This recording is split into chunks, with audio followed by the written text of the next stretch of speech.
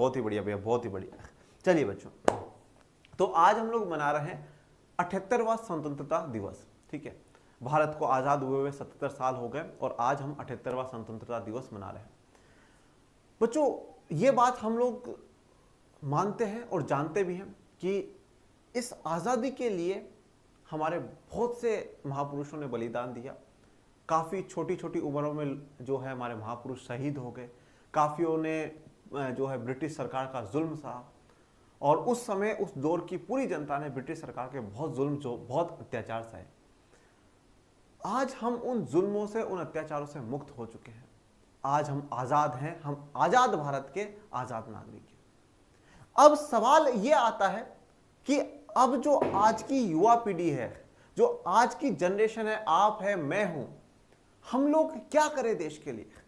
हम स्वतंत्र हो चुके हैं, अब हमें क्या करना है देश के लिए? तो जैसे आज प्रधानमंत्री मोदी जी लाल किले से भाषण दे रहे थे और उन्होंने कहा कि देश में लोकतंत्र को मजबूत करने में संविधान का बड़े महत्वपूर्ण भूमिका है।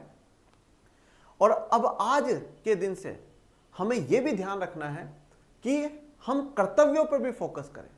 हम आजाद हैं, हमें कर्तव्यों पर भी फोकस करना है। हमारी ड्यूटीज क्या है, हमारे कर्तव्य क्या है देश के प्रति, यह भी हमें पता होना चाहिए और वह कर्तव्य हमें निभाने चाहिए। इन्होंने, मोदी जी ने यही बात कही कि कर्तव्य में सिर्फ ये नहीं कह रहा हूं कि नागरिकों के कर्तव्य, सरकार के भी हैं, राज्य सरकार के भी हैं और देश के एक एक नागरिक के भी हैं। तो कर्तव्यों को निभाना बड़ा आवश्यक है। अब कर्तव्य को निभाने की बात मैं आगे बढ़ाऊंगा, पर उससे पहले एक स्टोरी आपको सुनाता हूं। शायद आप लोगों ने मेरे से पहले भी सुनी होगी। मैं बात कर रहा हूं मेजर ध्यानचंद जी की। आपको पता है कि अभी ओलंपिक्स में हमारी hockey team, India hockey team ने ब्रॉन्ज मेडल जीता और इसी हॉकी के जादूगर कहे जाते थे मेजर ध्यानचंद जी।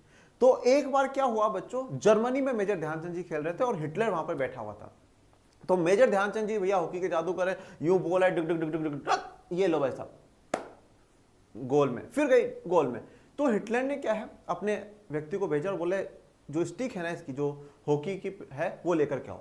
उसको तोड़ दिया, बोले इसमें कुछ ना कुछ इसने गड़बड़ कर रखी, नहीं तो ऐसे गोल हो ही नहीं सकते। बोले दूसरी स्टिक दो, दूसरी स्टिक दी तो भैया जादू तो हाथों में था, ये फटाफट ये लो ऐसा, फिर क्या कर दिया, गोल डाल दिया। हिटलर देख करके अचंबा हो गया, यार ऐसे कैसे हो सकता है। मेजर ध्यानचंद जी को फिर बाद में बुलाया, बोले मेजर क्या करते हो? बोले इंडिया के लिए हॉकी खेलता हूँ। तो मेजर ध्यानचंद जी को फिर उन्होंने बोला, हिटलर ने, बोले इंडिया को छोड़ो और आप हमारे लिए खेलो, मैं आपको ये पद दे दूंगा, इतना ये पैसा दूंगा। बोले भारत ने तुम्हारे लिए किया ही क्या है, भारत ने तुम्हें दिया ही क्या। अब एंडिंग में जाकर के जो बात मेजर ध्यानचंद जी ने कही, वहीं से आज मेरी आगे की बात शुरू होती है। मेजर ध्यानचंद जी ने कहा, बोले मिस्टर हिटलर, कान खोल के बात सुनिएगा, ये भारत की जिम्मेदारी नहीं है कि वह मुझे आगे लेकर के जाए, ये मेरी जिम्मेदारी है कि मैं मेरे देश को आगे लेकर के जाऊं। बड़े ध्यान से सुनिएगा कि ये भारत की जिम्मेदारी नहीं है कि मुझे आगे लेकर के जाए, ये तो मेरी जिम्मेदारी है कि मैं भारत को आगे लेकर के जाऊं। यहीं से आज हमारी बात शुरू होती है कि हम लोग बहुत सी बार कहते हैं भारत में ये कमी है, ऐसा है, वैसा है, ये है, वो है। अरे तो भाई कौन सुधारेगा? अगर हम भारत के लोग विदेश जाकर के बैठ जाएंगे, हम भारत के लोग उम्मीद छोड़ देंगे, हम भारत के लोग निराशा से भर जाएंगे, तो फिर भारत में इंप्रूवमेंट कौन करेगा? यह भारत के लोगों की जिम्मेदारी है कि वह भारत को आगे लेकर के जाए, वह भारत को विश्व गुरु बनाए, वह भारत को विकसित बनाए।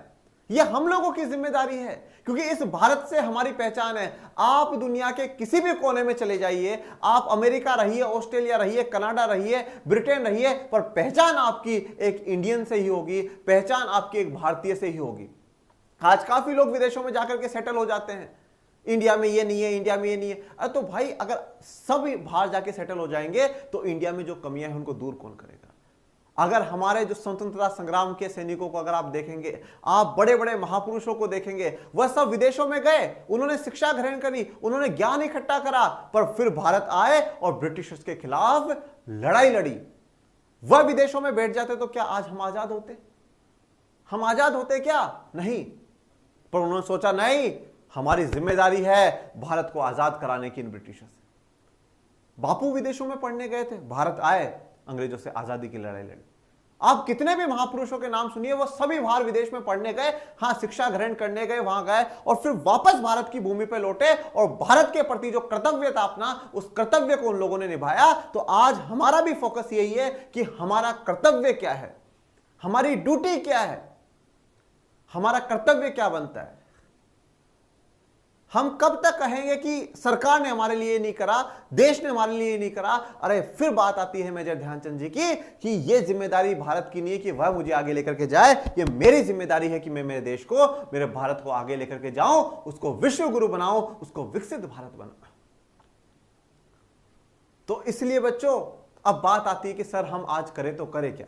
मैं हमेशा एक चीज पे बड़ा फोकस करता हूं बच्चों, मैं हमेशा एक चीज पे बड़ा फोकस करता हूं। मैं कहता हूं देश को आगे बढ़ाने में छोटे छोटे जो काम है ना, वह भी बड़ा योगदान देते हैं। छोटे छोटे जो काम है वह भी बड़ा योगदान देते हैं। और सबसे बड़ा योगदान मैं बताता हूं आपको क्या है। सबसे पहला काम बच्चों, आप हो चाहे मैं हूं, हम सब इस भारत का भविष्य है बच्चों। मैं भी युवा हूं, आप भी अभी यूथ एज में आने वाले हैं, अभी 17-18 में, तो 18 के बाद आप यूथ एज में ही काउंट होंगे। हम सब भारत का भविष्य है। सबसे पहली बात, हमारे ऊपर क्या जिम्मेदारी है। सबसे पहली बात है कि हम गलत आदतों से दूर रहे बच्चों।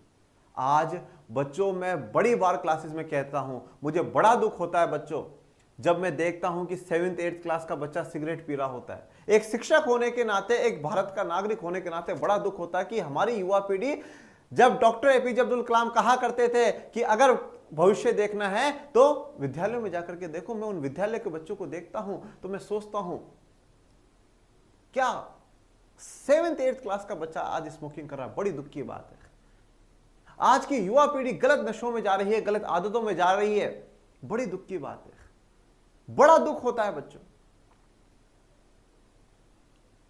एक शिक्षक होने के नाते, एक टीचर होने के नाते बड़ा दुख होता है। मैं मेरे स्टूडेंटों से हमेशा एक ही बात कहता हूं, आप डॉक्टर बनो, आप इंजीनियर बनो, आप आईएएस बनो, आप वकील बनो, आप कुछ भी काम करो, काम कोई छोटा बड़ा नहीं होता, जो भी करो, पर सबसे पहली बात तो जीवन में कभी गलत राह मत अपनाना, और दूसरी बात जीवन में सदैव विनम्र बनकर के रहना। आपको पता होना चाहिए कि बड़ा है, मुझसे उसे कैसे बात करनी है, मेरे शिक्षक है, मुझे कैसे बात करनी है, ये ऐसा व्यक्ति मुझे इससे कैसे बात करनी है। हमेशा अपने आप को बिल्कुल जमीन से जुड़े हुए रखना। मेरे लिए पद जरूरी नहीं है, मेरे लिए आपका व्यक्तित्व ज्यादा जरूरी है।